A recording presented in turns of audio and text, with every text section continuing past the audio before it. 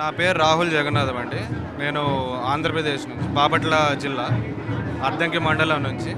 Parents Jagannatham Baburao గారు, గొల్ల ప్రభావతి గారు. ఇద్దరు గవర్నమెంట్ టీచర్స్గా పనిచేస్తున్నారు అద్దంకి మండలంలో. నేను ఐఐటి మద్రాసులో కెమికల్ ఇంజనీరింగ్ చేశానండి. 2022 పాస్ అవుట్. దాని తర్వాత ప్రిపరేషన్ స్టార్ట్ చేశాను. ఇది నా ఫస్ట్ అటెంప్ట్. 873 ర్యాంక్ వచ్చింది. హ్యాపీగా ఉంది. ఈ ప్రిపరేషన్ అనేది 2022లో నేను స్టార్ట్ చేసినప్పుడు ప్రిలిమ్స్ ఓరియంటేషన్లో స్ట్రాటజీ అనే పాయింట్ ఆఫ్ వ్యూలో మాట్లాడితే స్టార్టింగ్ నుంచి మాక్ టెస్ట్లు ఇచ్చేసామండి. ఒక డిఫైన్డ్ సోర్స్ పెట్టుకొని వేరే మార్కెట్లో వేరే సోర్సెస్ ఉన్నా ఏమీ వెళ్ళకుండా ఓన్లీ ఆ డిఫైన్డ్ సోర్సెస్ మాత్రమే కంటిన్యూస్గా రివిజన్ చేసేవాడిని. అది హెల్ప్ అయింది. నేను మెయిన్స్కి ఆఫ్టర్ ప్రిలిమ్స్ రిజల్ట్ తర్వాత ప్రిపేర్ అయ్యానండి. 3 months అనేది నాకు సఫిషియెంట్గా ఉంది. అంటే నేను మినిమం రిసోర్సెస్ పెట్టుకోవటం వల్ల నాకు ఆ 3 months సరిపోయింది ఎక్కువ రివిజన్స్కి. ఇంటర్వ్యూ అక్కడ లక్ ఫ్యాక్టర్ ఉండి నాకు మంచి మార్క్స్ వేసి ఉంటారు ఇంటర్వ్యూలో అనే పాయింట్లో నాకు లక్ ఉంది అని చెప్తున్నాను. ఓవరాల్గా ఇంతేనండి, సింపుల్ జర్నీ అంతే. కానీ ఫస్ట్ అటెంప్ట్లో మీకు ఇలా ప్రీలిమ్స్ పాస్ అయిపోయి, మెయిన్స్ అయిపోయి, ఇంటర్వ్యూ అయిపోయి ఇలా ర్యాంక్ రావడం అది చాలా ప్రత్యేకం.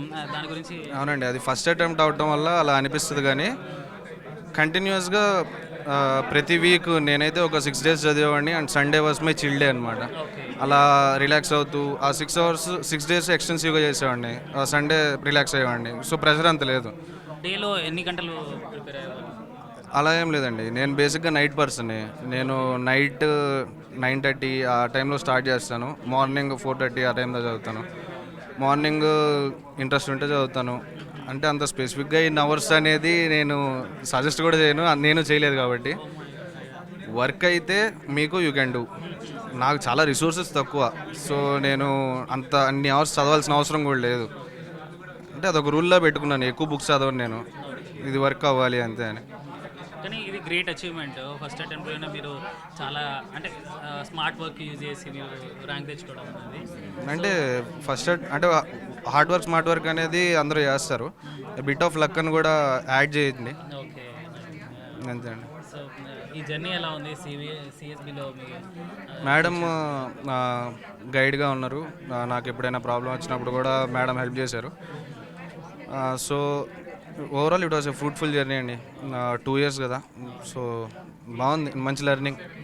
చాలామంది ఒక 4 to 3 అటెంప్ట్స్ చేసి ర్యాంకులు తెచ్చుకుంటారు. కానీ మీరు ఫస్ట్ అటెంప్ట్లో తెచ్చుకుని ఇంత తొందరగా మీరైతే రీచ్ అయ్యారు మీరు అనుకున్న గోల్ని. మీరు అంటే నేను కోవిడ్లో ఎక్కువ బుక్స్ చదివాను అండి, సొసైటీ ఓరియంటెడ్గా.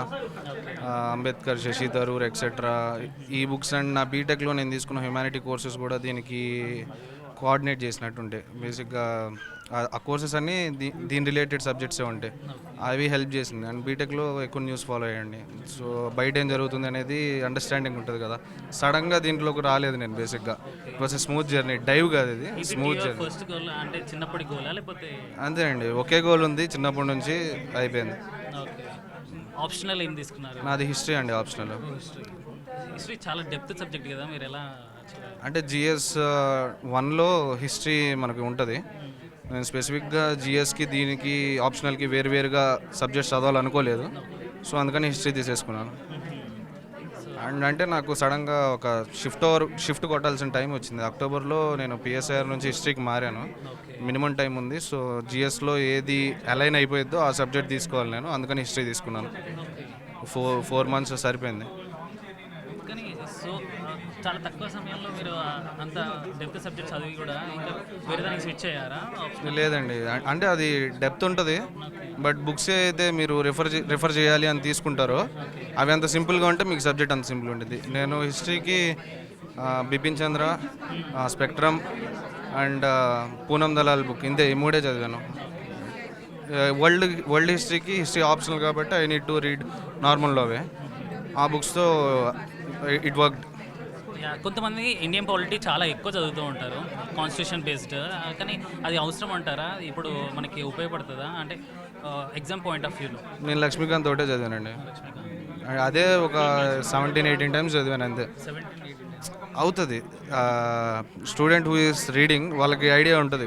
వాళ్ళు ఓన్లీ లక్ష్మీకాంత్ అంటే వాళ్ళు చదువుతారు. కొన్ని చాప్టర్స్ అనేవి అంత స్పెసిఫిక్గా స్ట్రెస్ చేయాల్సిన అవసరం కూడా ఉండదు. కొన్ని వెళ్తాయి. పిఎస్ఐఆర్ ఆప్షన్లు తీసుకునే వాళ్ళకైతే ఇంపార్టెంట్గా అనిపిస్తుంది polity.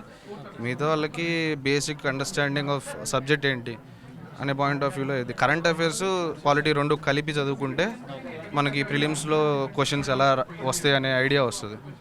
So interview point of వ్యూలో మనకి పాలిటీ బేస్డ్ క్వశ్చన్స్ అడుగుతారా? ఇంటర్వ్యూ అనేది వెరీ సబ్జెక్టివ్ అండి. అది మీ డాఫ్ నుంచి అడగచ్చు, కరెంట్ అఫైర్స్ నుంచి అడగచ్చు. జస్ట్ ఎక్స్పీరియన్స్ చేసి ఎంజాయ్ చేసి వచ్చేయాలి ఇంటర్వ్యూ. అంత ఎక్కువ మైండ్ పెట్టడం అనేది నా సైడ్ నుంచి నేను సజెస్ట్ చేయను. అంటే నేను జస్ట్ ఎక్స్పీరియన్స్ చేసి వచ్చాను అంతే. సో యాక్చువల్లీ అంటే సోషల్ మీడియాలో చాలా హైప్ ఉంటుంది. అంటే ఇంటర్వ్యూస్, దృష్టి ఐఏఎస్ అవన్నీ చాలా డిఫరెంట్ క్వశ్చన్స్ ఉంటాయి. సో దాన్ని మీరు ఎలా గెలిచారు అని?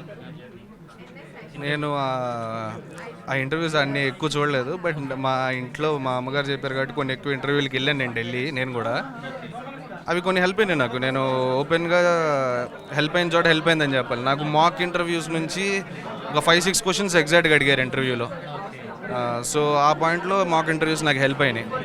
కానీ హైప్ మరీ ఎక్కువ అవసరం లేదు ఇంటర్వ్యూస్కి. అల్టిమేట్గా మీరు అక్కడ ఏం చెప్పాలనుకుంటున్నారో అదే చెప్తారు అంతే. సో ఇప్పుడు నార్మల్ పీపుల్ కూడా అచీవ్ చేయొచ్చా ఇలాంటి గోల్స్? అంటే వన్స్ వాళ్ళు సెటిల్ చేసుకుంటే వాళ్ళ మైండ్ని. ఇది నేను ఆన్సర్ చేయగలిగినంత నాలెడ్జ్ నాకు లేదనుకుంటా బేసిక్గా. అంటే నాకు వర్క్ అయింది. నేను చదివే ప్యాటర్న్ కానీ నా మైండ్ సెట్ కానీ అవతల పర్సన్కి ఇఫ్ దే సెటిల్ లేదా ఇక్కడికి వచ్చేసి స్టార్ట్ చేయమని నేను చెప్పలేను. అతనికి వర్క్ అవుతుందా లేదా అనేది ఆ పర్టికులర్ పర్సనే డిసైడ్ చేసుకోవాలి. నేను అసలు ఇంకొకరికి సజెస్ట్ కూడా చేయను వచ్చి రాయండి అని. అతనికి నిజంగా అనిపించి వర్క్ అయ్యిద్ది, నేను రాస్తే అవుతుంది అనే పాయింట్లో వాళ్ళు స్టార్ట్ చేయాలి. కానీ మీ ప్రమోటింగ్ సంథింగ్ అనేది చాలా బ్యాడ్ ఇంపాక్ట్ ఇస్తుంది అంతే. Thank you sir, congratulations.